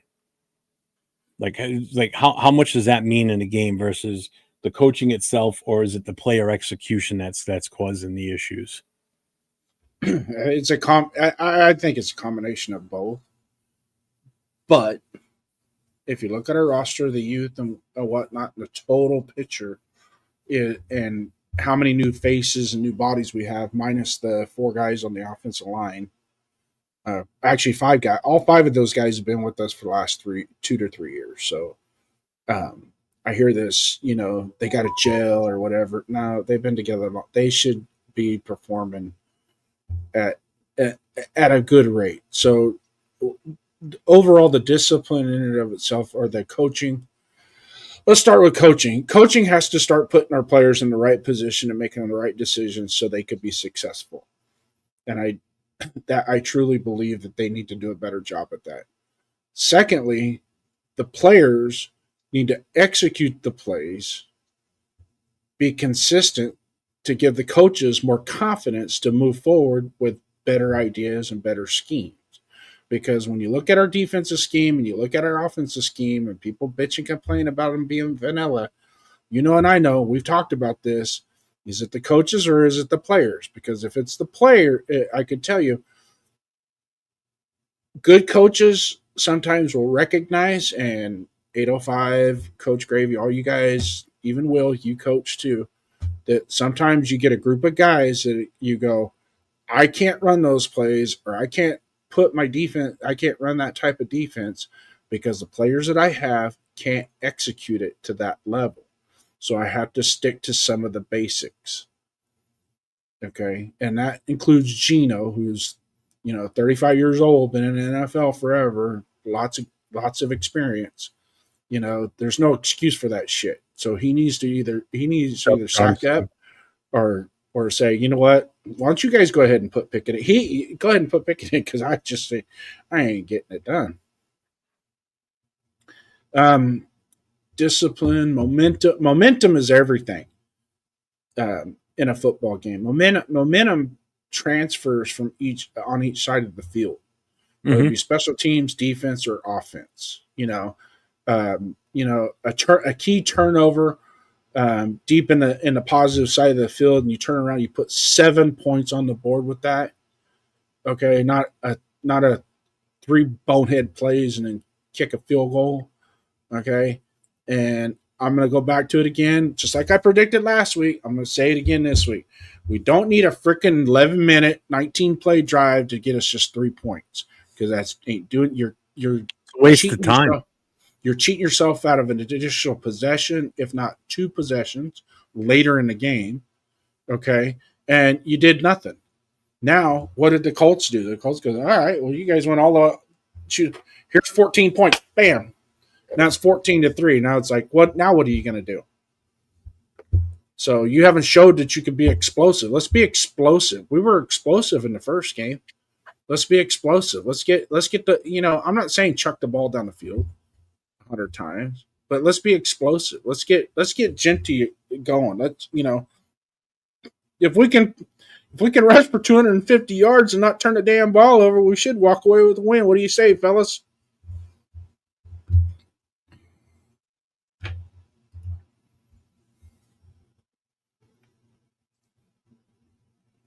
What? Are you done? Yeah, I'm done. No. It's like I was waiting to go with one. You just were sitting there staring at the screen. I'm like, all right. No. Like a Baptist preacher up here preaching. Y'all just sitting there watching. I felt like I was at church. Yeah. Will, if we start off slow, what's the adjustments you want to see us make? Like if we start off on offense slow. If we start on offense slow and we're struggling, I want to see some offensive creativity. I want to see some play action. I want to see some zone read. I want to see some RPO. I want to see something that is going to be out of the box that brings this team to life. I'm tired of seeing the same old thing, man. I'm tired of seeing, hey, let's just be in shotgun. I'm tired of seeing just shitty football. I mean, I want things to look like, and that's the hard part, right? I can't really say, hey, this one thing will give us the solution because we have so many issues. I'll be but the one thing that I will like to say that I think will spice things up is getting the ball to Michael Mayer. Using our tight end in tight situations in order to get, hey, maybe we're on 3rd and 4. Now you have another option to get the guy the football. So, I think, getting the ball to Michael Mayer, distributing to our playmakers, being creative and getting them the ball in open spaces in creative ways. I'd be that's really what I'm looking for.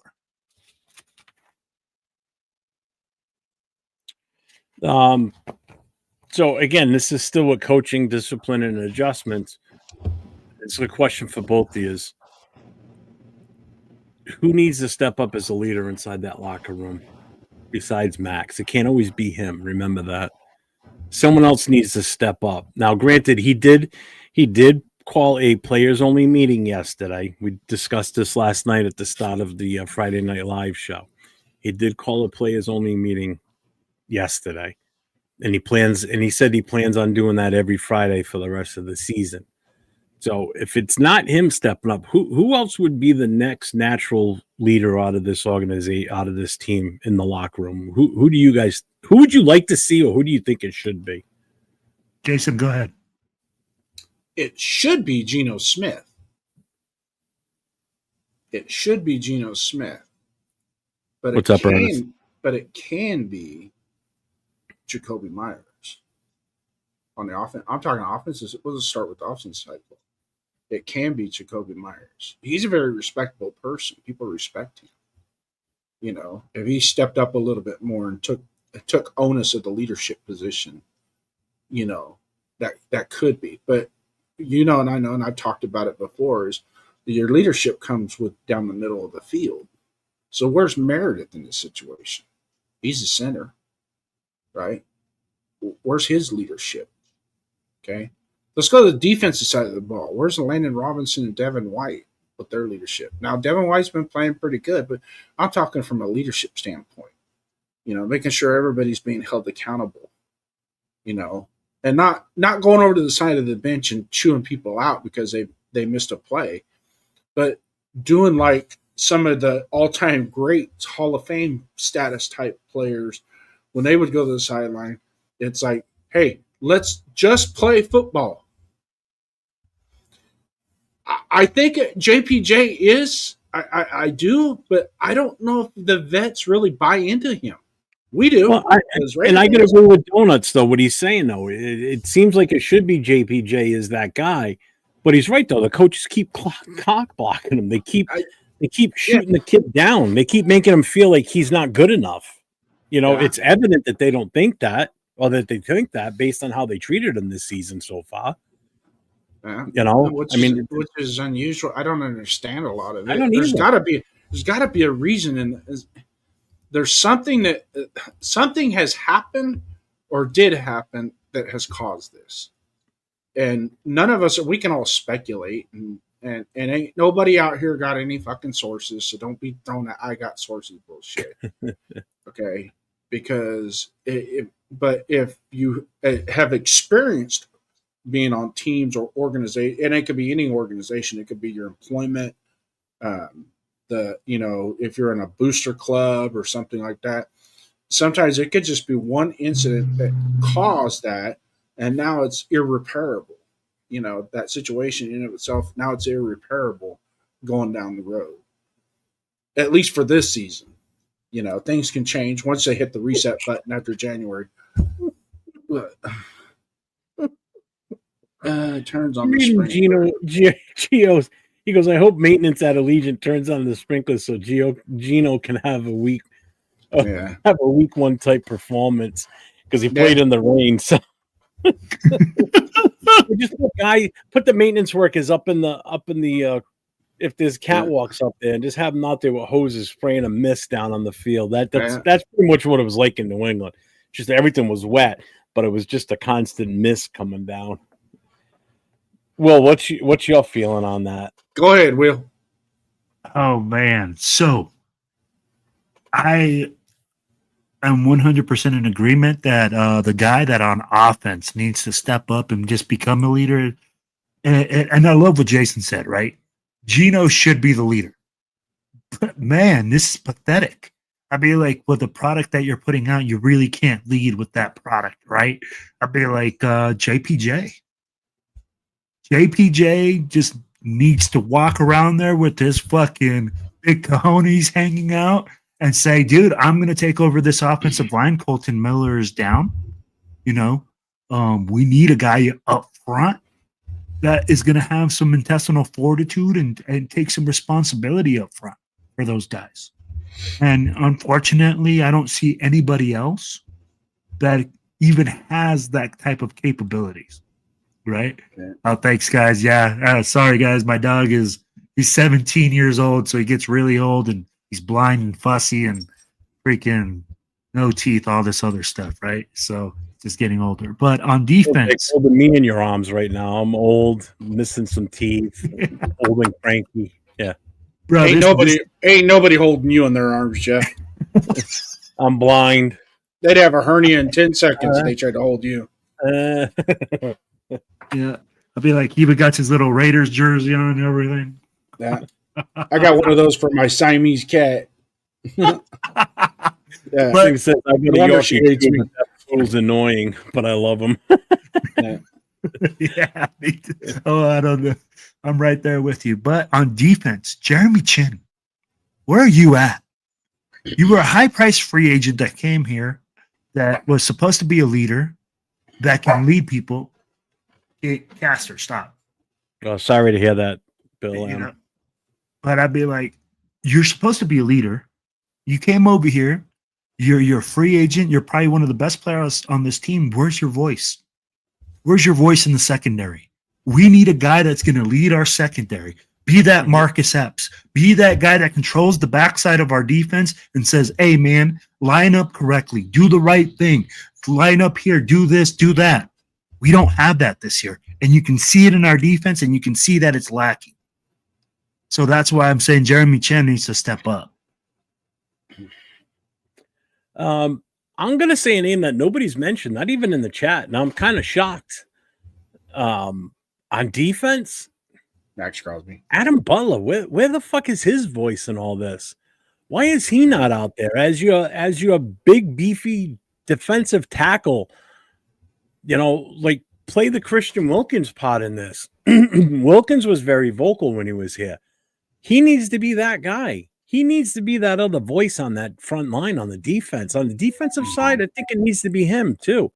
You get two of your best defensive tackle or best defensive front guys up there talking their talk between him and Max. The rest of the defense will freaking listen. On the offensive side, everybody in the chat said it, and you guys have said it. It should be Geno, because usually your quarterback is your main voice. And I will say this: I think that was one of the things that AOC had when he was our quarterback. He had that voice. Whether people listen to him or not, it's another story. But he seemed like a leader out there. I'm sorry, But as far as someone that's on our offense right now, I mean, Brock Bowers maybe, but does he have enough clout right now? I mean, he's only been here for a year and a half. Brock's not a vocal person. Same thing with JPJ. JPJ's only been here a year and a half. Could it be Michael Mayer? Could be. Bowers isn't a vocal person. No, and that's what I'm getting at. Jakobi, yeah, probably.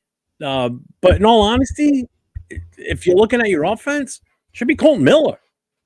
He's your starting left tackle. He's the longest tenured offensive member of this team. I agree with you. Outside of Max, it's him and Max are the two guys that are still. I mean, but he's injured. Granted, yeah, I know that, but he still can be there. He can still have a say in the team. He can still be that vocal leader, whether you're injured or not. But I agree with that. Yeah, but hold on. Even before he got injured, he wasn't, because that's not his type of thing. Mm-hmm. You never hear him post anything on X, Twitter, whatever, Instagram, any of that shit.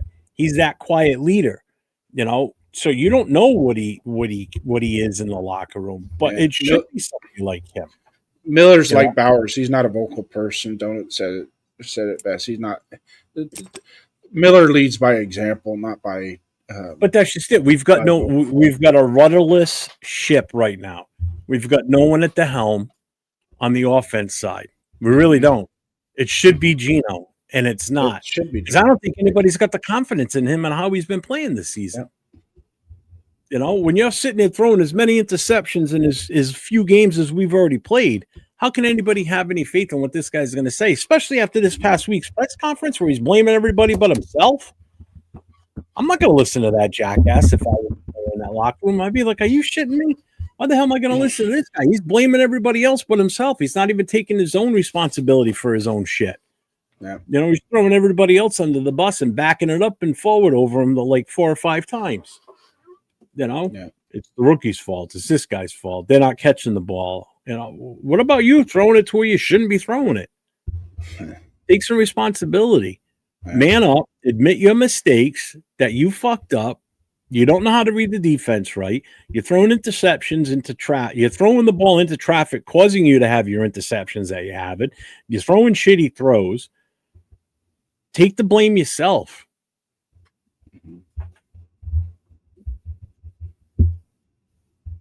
My rant's over.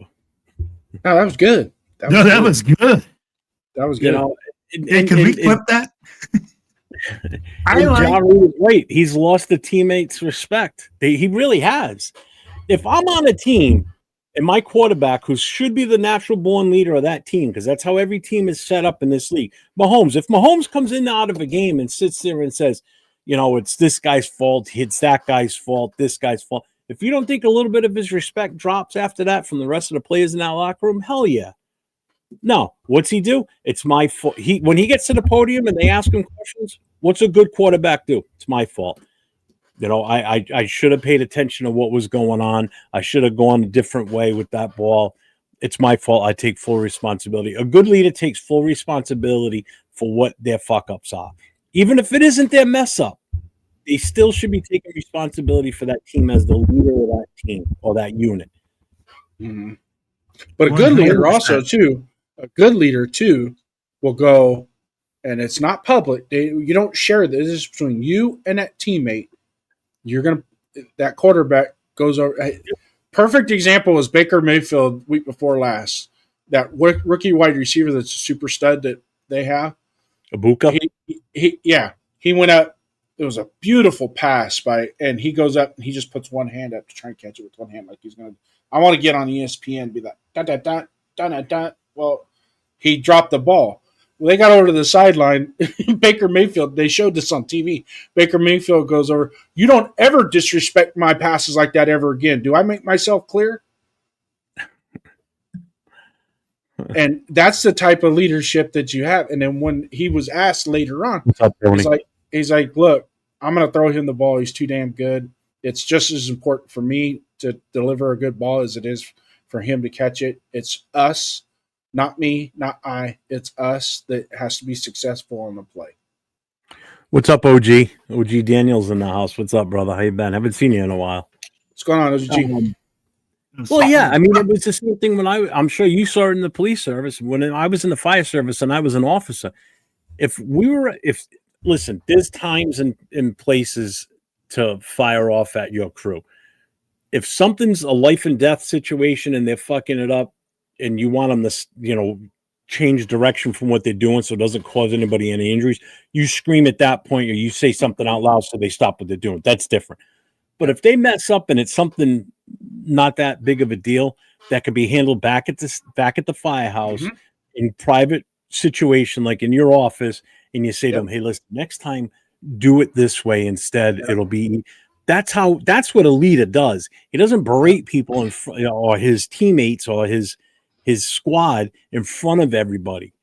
That's not how you do it. You take the blame at the moment while you're out in public as the officer in charge. You're ultimately responsible for that person as the person that's in charge. Yep. But when you get back to wherever it is you're at, if you're in a police station, you're in a firehouse, then you tell them, hey, listen, in a nice, quiet conversation, listen, I'm not going to bust your balls, but listen, next time do it this way instead. It'll save you some grief and it'll save me from having to yell at you, and I don't want to do that. Then you don't just sit there and go, well, what the fuck are you doing? Why are you doing that way? You didn't block for me this time. That's the shit. It just aggravates the fuck out of me. Absolutely. That was one of the things towards the end of my career. The younger guys had a lot of respect for me, and because even though I was at the tail end, I had, I didn't leave them hanging. I always made sure that I was there. You need anything from me, you let me know. I got your back. I would show up on their traffic collisions, or I would show up on their DV calls, or whatever. Thanks for being here, Kenny. We appreciate you, brother. I would pitch in and help out. I wouldn't just stand there and twiddle dee and twiddle dum. But I also expected them too to handle their shit, because if I'm going to handle my shit, you're going to handle your shit too. Take care of business. We go home at the end of the day. Guys, my question is this: when has Geno Smith ever been known for being a good leader? Never. He did have a little bit of respect in Seattle, though. A little bit. I wouldn't say it was enormous, but there was a time, not last year, but the year before, where those guys actually played hard for him because he was giving it his all as well. But I don't think, as far as being a vocal leader, a rah-rah guy, and really, in all honesty, the rah-rah shit that doesn't do no good. It's the guy that is going to go out there. As soon as the other 10 guys look in the huddle into your face mask, they have to have the confidence that you're going to lead them down the field to a touchdown. 100%. So that's why I'm asking. Confidence.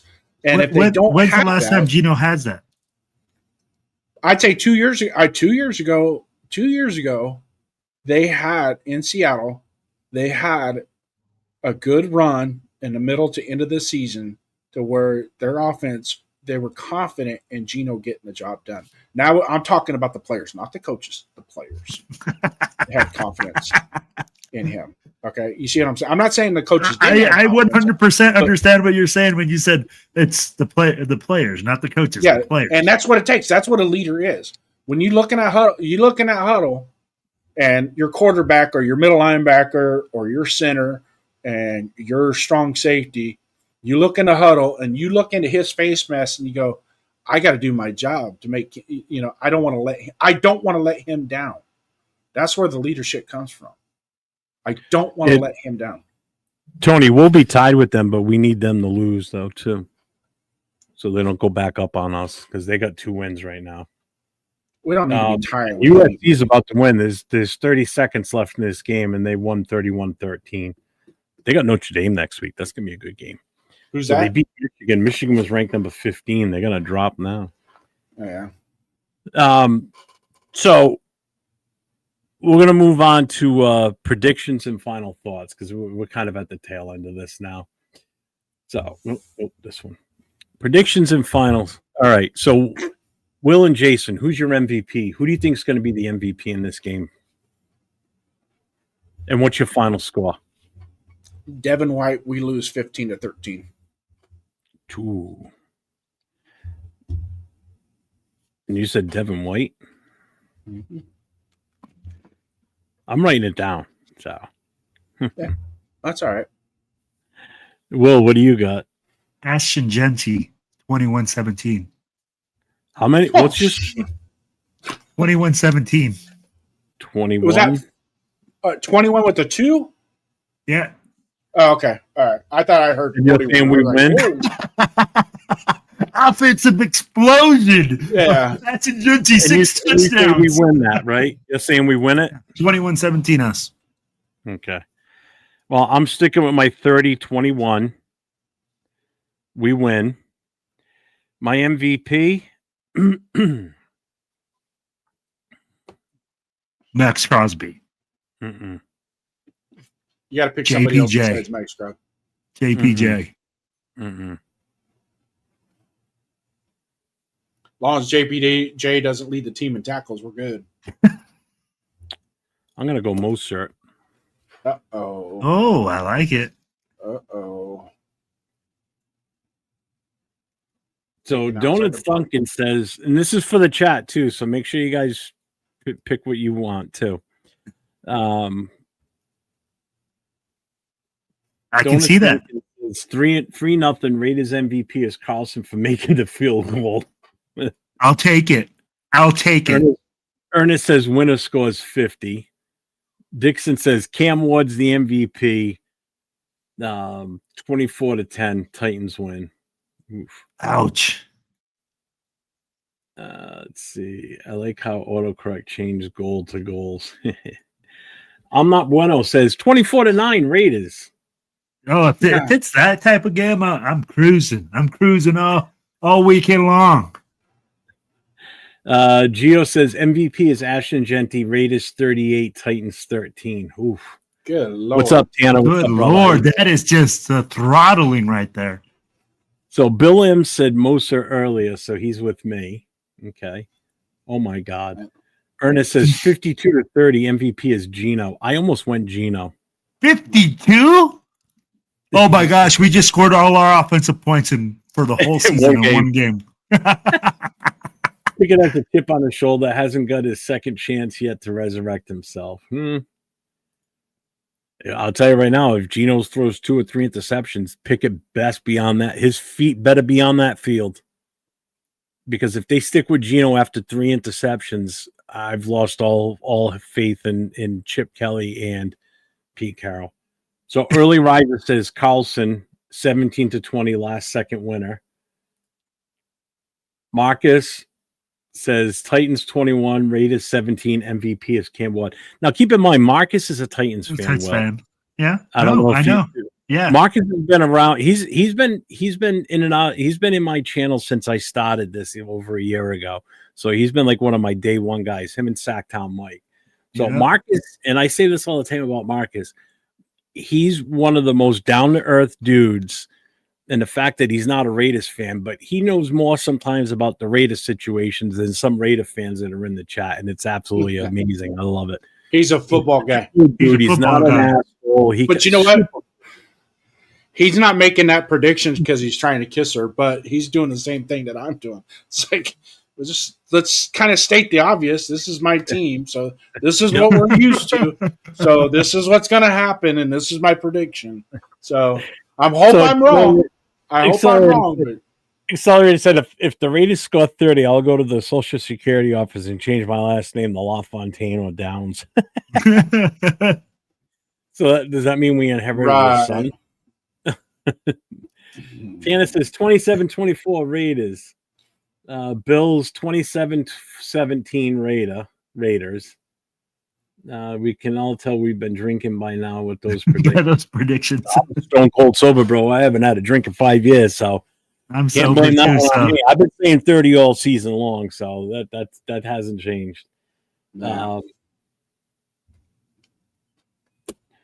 So I know you guys gave your well. Actually, you know what? Based on your scores, so you guys expect a tight finish, not a one-sided game. That you guys are saying that this comes down to the wire, basically, because you both Jason's at 15-13, so you're at a 2-point difference.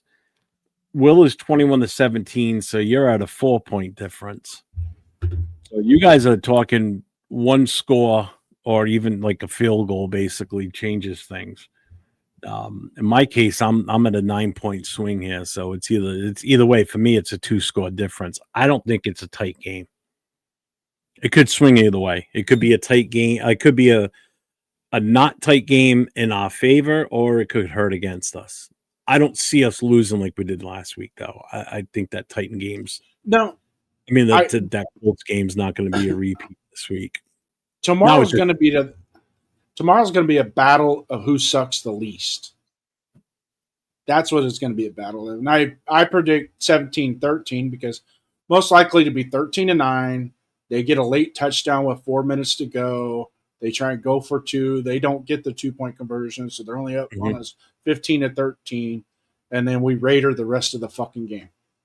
Cool Kev says Raiders 24-14 over the Titans. Accelerator says 0-0 till overtime. What's up, Hits boy? He said 24-3 Titans. Ernest, two of the worst teams in the NFL. How can there be an MVP? I was thinking the same thing. Factual. Hey, Raider Ben's in the house. What's up, Raider Ben? How you doing, brother? Saludos, everyone. I haven't been around pretty much clocked out of football at this point. Sad times. Take it easy, folks. All right, man. Yeah, Dixon, you're right. Our locker room is lost. It feels that way for sure, man. As soon as we go to a players-only meeting like that, there's locker room issues. Dude, a Band-Aid? We don't need Band-Aid. We need battle dressings. We need fucking coagulating rope and all that shit. Yeah. We need tourniquets on every goddamn limb. Plasma. We need bags of plasma. Donuts Duncan says this game's going to have a score in the first quarter and then nothing the rest of the game. Oh, yeah. Good Lord. Yeah. All the scores in the first part. Yeah. Yeah. It's going to turn into an episode of The View after about the first quarter. Raiders 276, Titans 9.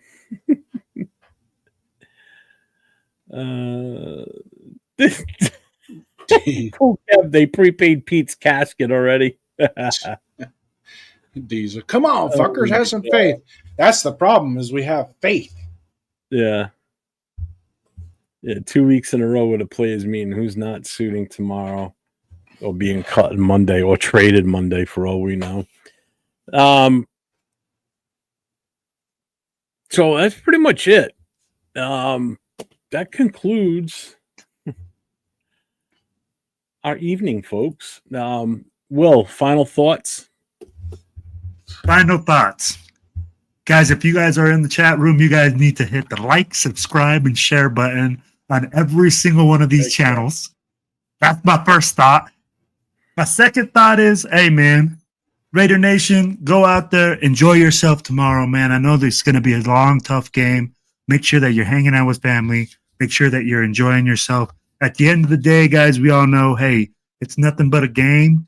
But definitely go out there and enjoy it and have a great Sunday afternoon. And we hope to see you guys on the show when with Jay and Just Pod, baby, right after the game and see our post-game thoughts. Jason? I want to win. I need a win. Everybody needs a. We Raider Nation needs a win. We need a win. All right.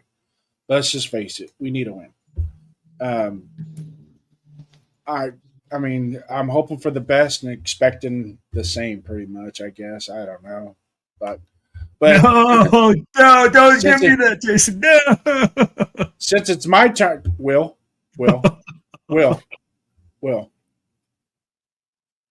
just chill, Will. I'm gonna give a shout out to all the people in the chat today. Cool Kev, thanks for coming in, brother. As always. One of my favorites. I'm not bueno. Nice to see you. Much respect. Marcus Banks, welcome back, my friend. Hope all is well. Coach Sippin, Jamba Juice, Bill M, Geomex, some of our regulars that we get in here. Marcus Banks, I already said Marcus, but I'll say it again. What the hell? Accelerator, thanks for the promos and whatnot. Love it. We'll talk later. Who else? Ernest Biaggi, thanks for coming in. Raider Nation 510, thanks for coming in. Great takes, by the way. Great takes. Raiders. And then the one and only, Donuts Duncan. Thank you, brother. I'm done. You done now? Okay. I'm done. So the game is tomorrow, 4:05 Eastern. Was that 1:05 your time on the West Coast, right? Yeah, 1:05 East Pacific Coast time. I will be back on Monday with the Monday morning quarterback with Chris for Raiders. Now we'll have a special treat because Chris will have actually been at the game, so we'll get his take on what he saw in person. And then we'll go from there. We'll have as we always do, Chris and I will pick an MVP that we thought from the game, and we'll pick our most unvaluable player also from the game. So we'll be back on. That is 12:45 p.m. Eastern time and 9:45 Pacific time, Monday morning. And then Tuesday night, Will and I will be on together along with Leo, Cheeto Linus, and James from the military chapter doing the Most Notorious podcast, where we discuss everything involved with the black hole, talk a little bit about the game, and then just about what's going on with different chapters and things within the black hole organization. And then Wednesday, I'll be on with Leo again, along with LV Raider 10 and Jay from Just Raiders Baby for our Raider Connection on Wednesday night. So make sure you guys tune in for that. That usually starts at 10 o'clock Eastern time, 7 o'clock Pacific. Anybody that's a member of my channel, I've changed some things up on the memberships. I added some emojis. I added some different icons and shit too. And I opened up a new membership port thing too. I dropped down one more level too. So there's a new one there that's a 99 cents per month. You get some of the perks that, you get some of the emojis and such. But so I did make some changes to make it more appealing for people if they want to join. Because here's the big reason I'm doing this. So if you guys have noticed, I hit 2,000 subscribers within the last week. Okay. Woo! Been wanting to do something for certain levels of when people join, or not, but when I hit those certain milestones. But I'm going to just culminate this all into the 2,000. So we're going to do some giveaways is what I'm going to do. And part of the giveaways are going to be, I've got stickers coming in for me. So we're going to have 401 Raider Jeff stickers. Some of the giveaways are going to include the chapter stickers, chapter patch, and one of our chapter t-shirts. The t-shirts are on order, so it won't be until everything comes in. But once it comes in, I will then figure out what I'm going to do. So there will be a couple of different giveaways. There'll be one specifically for members themselves, and then one that's for subscribers. So make sure if you want to be a member and be part of that, make sure you guys join up. And we're going to go from there. So we're up over 2,000 now, and we're just on to bigger and better things. And I appreciate everybody hanging in there with us for the 2 hours on this show tonight. And Chris, I know, like I said, Chris isn't here tonight. Lucky bastard's going to the game. And let's get that win tomorrow, baby. Just win, baby, as we always say. And as I always say, stay safe and go Raiders. Let's go Raiders! You're weird. Love my team. Let's go. I'm not weird. Really strange. Thank you, everybody, for the super chats tonight, too. Thanks, guys. Well, have a good